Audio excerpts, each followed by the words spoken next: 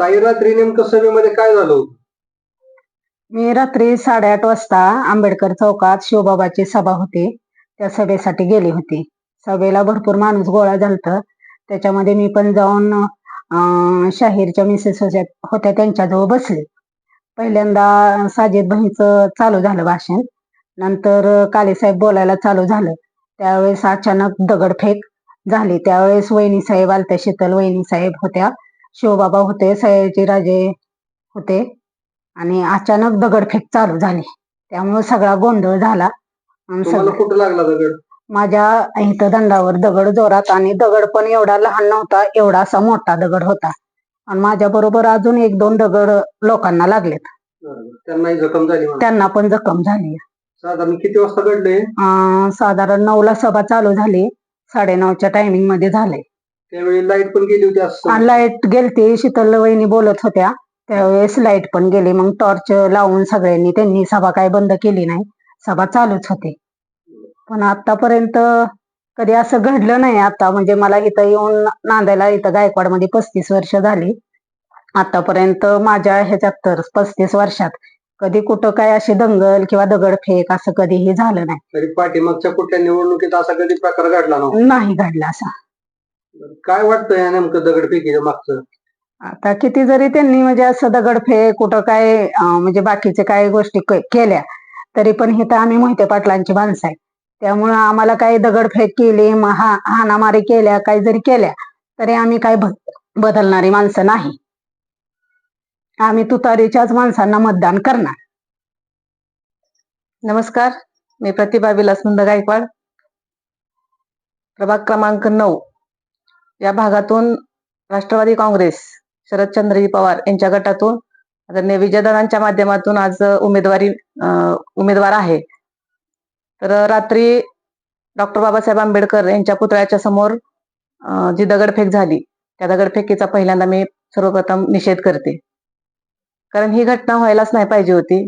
आज डॉक्टर बाबासाहेब आंबेडकरांनी जे संविधान दिलं, जे कायदा आपल्याला दिला, त्या कायद्याचं उल्लंघन करायचं काम या विरोधकांनी केले.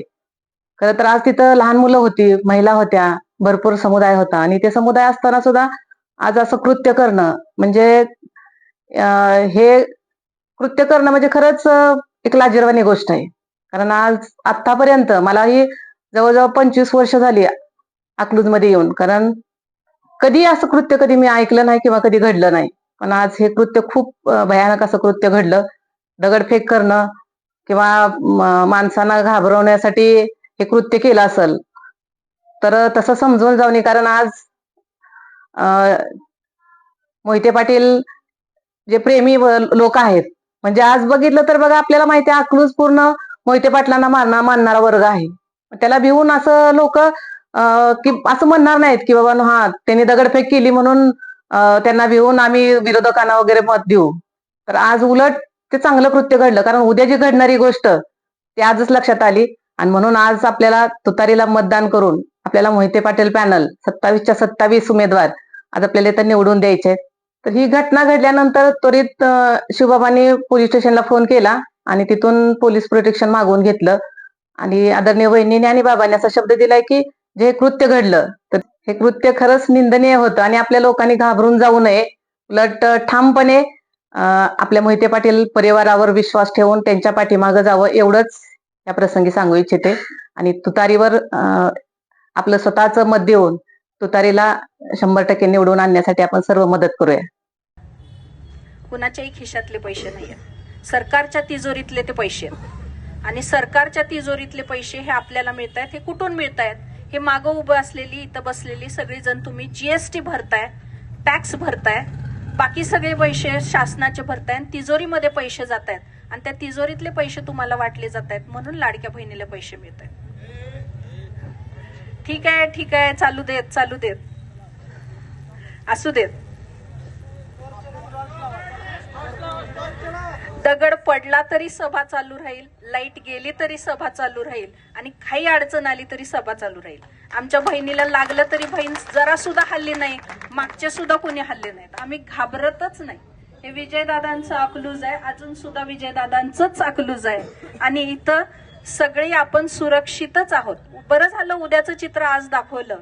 अजून सत्ता आली नाही तोपर्यंत गावात दगड पडतायत, तोपर्यंत गावामध्ये जर असं चित्र तयार होतंय, तर उद्याचं ट्रेलर हे तुम्ही आज दाखवून दिले. म्हणून आम्ही सांगतोय गावाला एक मोहरक्या असावा आणि तो गावचा असावा. बाहेरची माणसं आली, त्याला 10 तोंड जर असली आणि ती बाहेरची असली, तर या सगळ्यांना सांभाळणारा एक चेहरा नाहीये. हे आजच तुम्हाला लक्षात आलं. मला भाषण करायची गरज नाही, तुम्हाला इथं चित्र दिसलंय. अजूनही सांगतोय, हात जोडून सांगतोय, गावची शांतता भंग करू नका. आजचा जो प्रकार झाला, आपल्या ताईला लागलं, आपण इथं सगळे बसलो, तुम्हाला सगळ्यांना राग आलाय, पण कुणीही कायदा हातात घेऊ नका. शिवबाबांनी सुद्धा सांगितलंय, मी पण विनंती करते, आपण कायदा हातात घ्यायचाच नाही. संविधान लिहिणारे बाबासाहेब इथं आहेत. संविधानाच्या मार्गानेच आपण जायचंय आणि बरोबर शिक्षा घडवून आणायची. आपण पण बघू ना न्याय कसा मिळतोय. ह्याच शांततेत आपण मतदान करायचंय. आपलं उत्तर हे आपण मतदानातून द्यायचंय. आज अकलूज मधली प्रत्येक महिला रात्रीचं, तुम्ही ज्या बाहेर कामकाज करतायत म्हणा किंवा मुली आहेत आपल्या, बिनधास्त फिरतात. रात्री 11 पर्यंत एकटा फिरतात. कधी कुणावर दगड नाही, कधी कुणावर काय नाही. का नाही? तर इथं मोहिते पाटील बसलेत. तुमच्या सुरक्षेसाठी आम्ही आहे, तुमच्या पाठीशी आम्ही आहे. प्रत्येक बहिणीला इथं विश्वास आहे, प्रत्येक बाईला इथं विश्वास आहे. अनेक दंगली झाल्या, सोलापूर शहरामध्ये झाल्या, इकडं झाल्या, तिकडं झाल्या. आपल्या गावात झाली का दंगल कधी? आपल्या गावातलं कधी कायदा कुणी हातात घेतला का?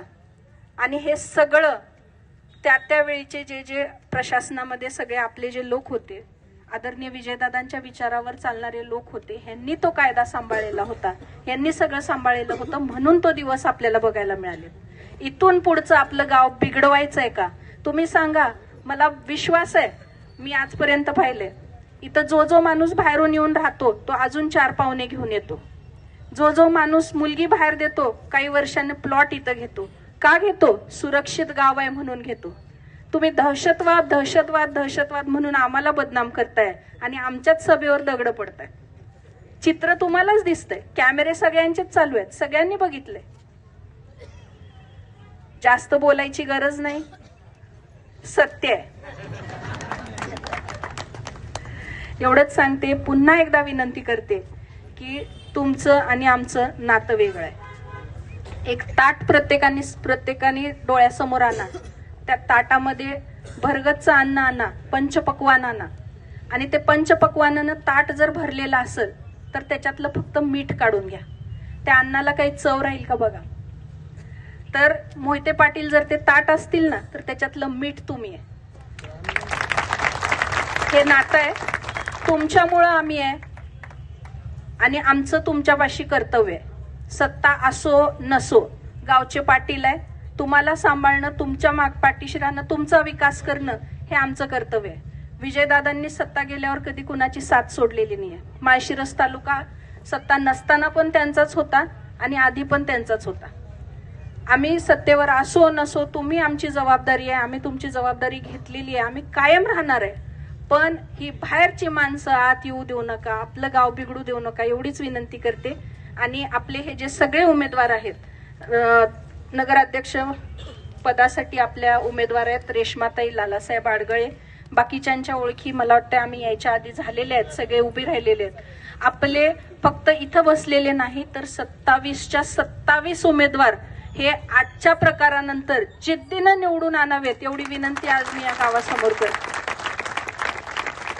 आणि नगराध्यक्ष सुद्धा आपलाच झाला पाहिजे आणि होणारच एवढी. कारण बघा, बाबासाहेबांचं संविधान सांगते, संविधानाने आरक्षण आणलंय. आरक्षण कशासाठी आणलंय? तर एखाद्या सामान्य व्यक्तीला त्या खुर्चीवर बसायला मिळावं. आणि सामान्य व्यक्ती आज विजयदादांच्या आशीर्वादाने, विजयदादांच्या पॅनलमधून उभी आहे.